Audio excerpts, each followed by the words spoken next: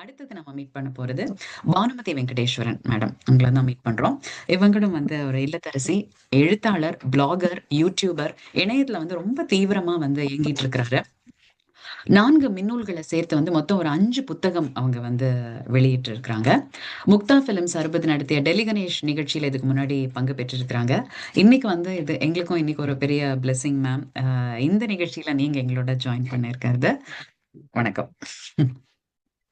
வணக்கம். நான் தான் நன்றி சொல்லணும் எனக்கு ஒரு வாய்ப்பு கொடுத்ததுக்கு. இது வந்து ரொம்ப நான் ஆக்சுவலாக இப்போ கனடாவில் இருக்கேன். இன்னைக்கு வந்து சாட்டர்டே வீக்கெண்ட் கொஞ்சம் நல்லா தூங்கலாம். ஆனால் சரி இந்த நிகழ்ச்சியில் கலந்துக்கணுங்கிறதுக்காக ஃபாஸ்ட்டாக சீக்கிரம் ஏந்துட்டு வந்தேன் நான் கலந்து பண்ணணும். அதாவது நமக்கெல்லாம் பாட்டுன்னா எம்எஸ்வி தான். நம் சின்ன வயசில் கேட்டு வளர்ந்தது பாட்டு நாங்களாம் எங்களோட ஏஜில். அதுக்கப்புறம் இளையராஜாவும் பிடிக்கும். எம்எஸ்வி சார்கிட்ட வந்து என்ன ஒரு ஸ்பெஷல் அப்படின்னா அந்த மெலடி.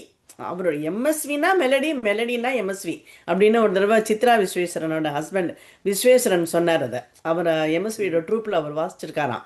அவர் சொன்னார் மெலடினா எம்எஸ்வி, எம்எஸ்வினா மெலடி அப்படின்னார். அந்த ஒரு முறுத்தாத ஒரு இசை. அது அப்புறம் அந்த வார்த்தைகளை வந்து அழுத்தாது. வார்த்தைகள் வந்து நல்லா நமக்கு புரியும், கிளியராக நமக்கு. இப்போ இவன் மியூசிக் வந்து டாமினேட் பண்ணாது, காம்ப்ளிமெண்ட்ரியாக இருக்கும். அந்த கவிதை வரிகளுக்கு காம்ப்ளிமெண்ட்டாக இருக்கும் அந்த இசை. அதுதான் எம்எஸ்வி சாரோட ஒரு ஸ்பெஷாலிட்டி.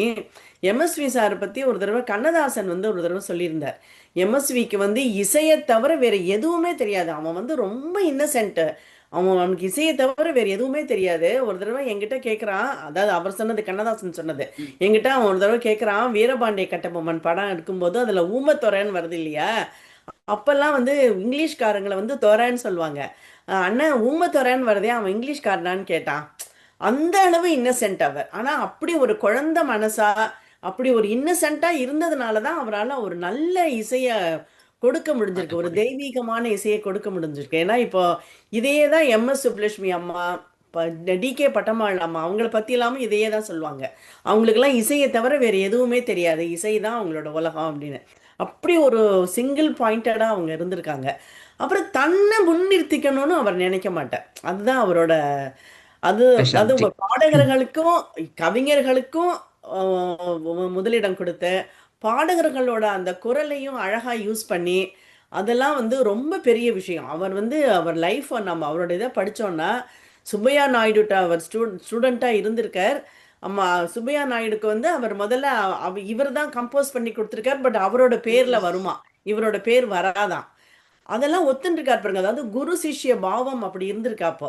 அதனால தான் அவர் சுப்பையா நாயுடு கடைசியில் அவர் இறந்து போகும்போது இந்த இவன் தான் போட்டால், நீங்கள் இவனுக்கு, எனக்கு நான் இல்லை, இனிமேல் இவனுக்கு சான்ஸ் கொடுங்க, இவனை யூஸ் பண்ணிக்கோங்கன்னு சொன்னாராம்.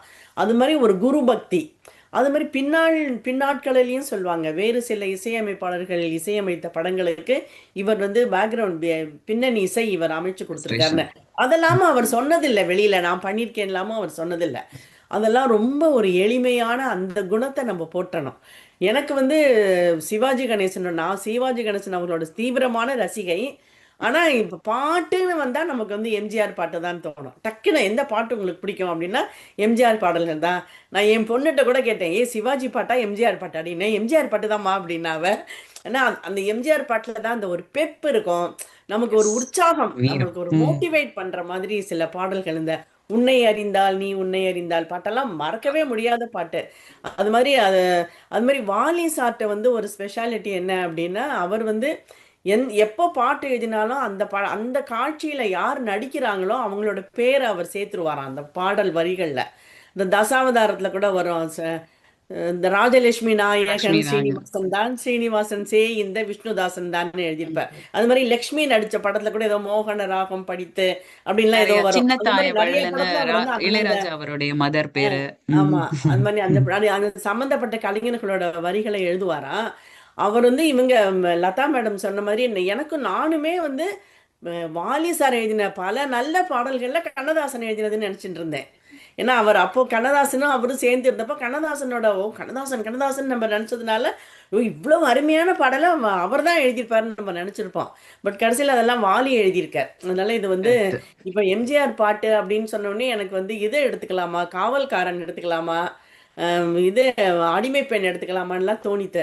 அப்புறம் சரி காவல்காரன்ல மெல்லப்போ பாட்டு ரொம்ப பிடிக்கும். ஆனா டக்குன்னு என்னவோ இந்த பாட்டு சந்திரோதயம் பாட்டு வந்து இது இந்த படத்துலயே இன்னொரு பாட்டு கூட ரொம்ப பிரமாதமா இருக்கும். அந்த காசிக்கு போகும் சன்னியாசி பாட்டு வந்து ரொம்ப நல்லா ஆமா. இருக்கும். ஏன்னா அது ஒரு காமெடி, ஒரு வாழ்க்கை தத்துவம், உபதேசம் எல்லாம். அந்த உபதேசம் வந்து இது நம்மள போர் அடிக்காம நகைச்சுவையா சொல்லியிருப்பா அதுல. அதெல்லாமும் பிடிக்கும். பட் இந்த பாட்டு ஏன் பிடிச்சதுன்னா அந்த பாடல் வரிகள், அது படமாக்கப்பட்டிருந்த விதம், அந்த அந்த பாடப்பட்டிருந்த விதம், அது வந்து இசை இதுல வந்து அவர் வந்து சரணம் வந்து 2 சரணத்துல வந்து இவங்க லேடி ஃபீமேல் வாய்ஸ் பாடுற சரணம் வந்து வேற மாதிரி இருக்கும். குளிர் இது காற்று கிள்ளாத மலர் அல்லவோ அப்படின்னு அவர் பாடுறது வந்து நனனா, நனனனா, நனனனா, நனனா அப்படின்னு வரும். அது வந்து ம். அந்த சந்தம் வந்து ரெண்டும் ஒரே மாதிரி சந்தம் தான். ஆனா அந்த டியூன் வந்து வேற. டியூன். ஒரே ம். பாட்டுல 2 டியூன் போட்ட அந்த சரணம் வந்து இது வந்து ரொம்ப லெங்தியா போயிட்டு அந்த பாட்டு. அதனால ஆனா பரவாயில்ல, இவ்வளவு நல்லா இருக்கே, அதை அப்படியே வச்சுக்கலாம்னு சொல்லி அதை அப்படியே வச்சிருந்தாங்களாம். அவர் வந்து அதை வர்ணிச்சிருக்கிறதே பாருங்க. அவங்கள ஒரு லேடியை வர்ணிக்கும் போது சந்திரோதயம்னு ம். சொல்றாங்க. அதுவும் மேடம் அவங்களோட ஜெயலலிதா மேடமோட அழகுக்கு. ம். சந்திரோதயம் தான் அவங்க நிஜமாவே. சந்திரன் மாதிரி ஒரு அழகான மதிமுகம், சந்திரோதயம் ஒரு பெண்ணானதுன்னு சொல்லிட்டு அப்ப இவரை சொல்லும் போது எப்படி அப்போ அதுக்கு ஆப்போசிட்டானா சூரியன் தான் ம். சொல்ல முடியும். ஆனா சூரியன்னா சுட்டெரிக்கிற சூரியன் இல்லாம இளம் சூரியன் உந்தன் நிறமானதோன்னு சொல்றாரு அழகா. அதாவது கால வேளையில எழுந்து வர சூரியன் அப்படின்னா அந்த அந்த வர்ணனை இல்லாம ரொம்ப அழகா இருக்கும். அவங்க பாடியிருக்கிற விதம், அவங்க டிஎம்எஸ் சாரோ பி சுசிலா அம்மாவோட குரல் தேன். தேன் தான். அந்த பாட்டெல்லாம் நம்ம எவ்வளவு தடவை கேட்டாலும் நமக்கு அழுக்காது. அதான் நம்ம மறக்காம சொல்றோம். அவங்க அவங்க பாடியிருக்கிற விதம் வந்து அந்த கடைசியில அதை முடிச்சிருக்கிற விதம்லாம் வந்து ரொம்ப அழகா இருக்கும். அந்த முத்தாய்ப்பு ல ல ல ல ல அப்படின்னு முடிச்சிருப்பாங்க. அது ரொம்ப பியூட்டிஃபுல்லா இருக்கும் அவங்களோட பாட்டு அது. அதனால இது ரொம்ப நான் ம். எப்போதுமே ரசிச்சுட்டே இருக்கிற ஒரு சாங். இதை பத்தி பேசுறதுக்கு எனக்கு சான்ஸ் கொடுத்ததுக்கு ரொம்ப நன்றி. Thank you, thank you ma'am. ரொம்ப அழகா சொன்னீங்க. நீங்க சொன்ன மாரி காம்ப்ளிமென்டிங் ஈச் அதர் அதுதான். ஏன்னா வந்து இந்த பாடல் அவர் இசையமைச்சாலும் அந்த வார்த்தைகள், அத எடுத்துட்டு பாடுற பாடகர்கள், நடிக்கிறவங்க இது எல்லாருமே சேர்ந்து இந்த காம்பினேஷன் வரும்பொழுது, அதுதான் மாஸ்டர் பீஸ் அப்படின்னு சொல்லிட்டு அவரு நமக்காக கிடைச்சிருக்கு. நீங்க சொன்ன மாரி நானும் ஆல் இண்டியா ரேடியோல அனவுன்சரா இருந்திருக்கேன். இசைக்கவி இங்க வந்திருந்தாரு ஒரு தடவ, ஒரு நிகழ்ச்சியில. அவர் வந்து கண்ணதாசனுடைய ரொம்ப டிராவல் பண்ணி அவருடைய நெறைய நிகழ்ச்சிகள் அவர் சொன்னாரு. எல்லா அந்த கண்ணதாசன் வெப்சைட்லயே கன்ஃப்யூஸ் ஆயிருவாங்களாமா. இது கண்ணதாசன் பாடலா, வாலியான்னு தெரியல. கண்ணதாசன் அவரே ஒரு பாட்டு எடுத்து, "இது நானா எழுதுனேன் எனக்கு ஞாபகம் இல்லையே" அப்படின்னாரு. அவரா, வாலியான்னு தெரியாத அளவுக்கு இருக்கு. ஒரு தடவ ஒரு இந்த எல்பி ரெக்கார்ட்ல வந்து ஒரு வாலி அவர்கள் எழுதின பாட்டு கண்ணதாசன் அப்படின்னு எழுதி வந்து அத அனவுன்ஸ் பண்ணிட்டாங்க. அத கேட்டு இவர் ஃபோன் பண்ணியிருக்கிறார். கண்ணதாசன் அவர்கள் வந்து ஆல் இண்டியா ரேடியோ சென்னைக்கு ஃபோன் பண்ணும்பொழுது, அந்த நிலைய இயக்குனர் வந்து அவரு ஹிந்திக்காரர் ஒருத்தராமா. அவருக்கு கண்ணதாசன்னான்னு யாரும் தெரியல. நான் கண்ணதாசன் பேசுறேன். இத தப்பா அனவுன்ஸ் பண்ணியிருக்காங்கன்னு வச்சுட்டாரு. திருப்பியும் ஃபோன் பண்ணி சொன்னோனே, அப்புறம் வேற யார்கிட்டயோ குடுத்தோனே, அவரு நான் கண்ணதாசன் பேசுறேன் இன்னும் இல்ல சார். இத நாங்க மாத்த முடியாது. அந்த ரெக்கார்ட்ல அப்படிதான் இருக்கு. இது போய் மாத்தி நீங்க அந்த எக்கோ ரெக்கார்டிங் அந்த மாரி இருக்கும் இல்லையா? அந்த அவங்களோட அந்த ரெக்கார்டிங் இதுக்கு குடுத்து மாத்தி அனுப்புங்க. அப்பதான் எங்களால சேஞ்ச் பண்ண முடியும்னாங்களாமா. சரி போனா போயிட்டு இருந்துட்டு போறது அப்படின்னு சொல்லிட்டு விட்டுட்டேன் அப்படின்னு சொல்லிட்டு ஒரு சுவாரஸ்யமா ஒரு நிகழ்ச்சியில அவர் பகிர்ந்துக்கிட்டாரு இது. ஸோ அந்த மாரி கண்ணதாசன் அவர்களா, வாலி அவர்களான்னு சில பாடல்கள் நமக்கு தெரியல. பட் முத்தாய்ப்பான பாடல்கள். ரொம்ப அருமையான பாடல்கள். Thank you ma'am. Bhanumathi ma'am இத பத்தி பகிர்ந்துக்கிட்டது. மோனா இனி ஆஹ் அடுத்தது மோனா யா. ம். அவங்க மேடம் அவங்க பானுமதி ரொம்ப நல்லா பேசுனீங்க. Thank you so much. அவங்க சொன்ன மாதிரி அவருக்கு வந்து அரசியலே தெரியாது. இப்போ ரவி ம். என்னோட பிரதர் கூட ஒரு பைட் கொடுத்துருக்கான் எம்எஸ்வியை பத்தி. ம்.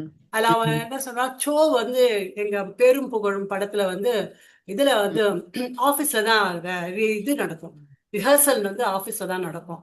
சோ அப்ப சோ வந்து வந்திருந்தாராம். அப்ப சோ அப்பா ரொம்ப ஃப்ரெண்டுன்றதுனால சோ வந்து இவருக்கு அரசியலே தெரியாது எம்எஸ்விக்கு, வெறும் பாட்டு மட்டும்தான் தெரியும் அப்படின்னு சொல்லிட்டு அப்ப சொன்னாராம்.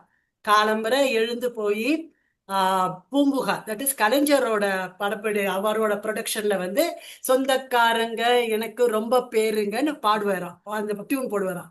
அப்புறம் அங்கேருந்து நேர போய் எம்ஜிஆர் பிக்சர்ஸ்க்கு போவாராம். அங்க போயிட்டு ம். இப்படை இன்னும் ஒரு பாட்டு ஒண்ணு எம்ஜிஆருக்கு எப்படை தோற்கும். எப்படை தோக்கின் எப்படை வெல்லும் அப்படின்னு அந்த பாட்டு வெல்லும். போடுவாராம். அப்புறம் அங்கேருந்து நேரா பாலாஜி அவங்க ப்ரொடக்ஷனுக்கு போவாராம். தங்கங்களே நாளை தலைவர்களேன்னு சிவாஜிக்கு போடுவாராம். சிவா எல்லாருமே டிஃப்ரெண்ட் இதுல இருந்தா, கட்சியில இருந்தா. கட்சி. காங்கிரஸ், ஏடிஎம்கே, டிஎம்கே, அதுக்கப்புறம் வந்துட்டு அண்ட் எல்லாத்துக்கும் மேல சோ வந்து ஹி வாஸ் அந்த ஜனதா பார்ட்டி. அவர் ஜனதா பார்ட்டில இருந்தார் அப்பவே. சோ சோக்கு வந்துட்டு அவர் என்ன பண்ணுவாரா, அந்த இத்தனை மாந்தர்களுக்கு ஒரு கோவில் போராது சத்திய திருநாயகான்னு ஒரு உண்மையே உண்விலை என்ன படம், அதை போட்டுட்டு வீட்டுக்கு போயிடுவாராம். யாருக்கு என்ன பாடல் போட்டோன்றது வந்துதான் அவ அதை நோட்டீஸ் பண்ண மாட்டேறான். அந்த கட்சிக்காக போட்டோமா என்ன பண்ணுவேன், மோர் இன்ட்ரெஸ்டட் அபவுட் அந்த சாங். நீ ஒரு சிச்சுவேஷன் சொல்லி உனக்கு ஒரு சாங் கொடுக்குறேன், அவ்வளவுதான்.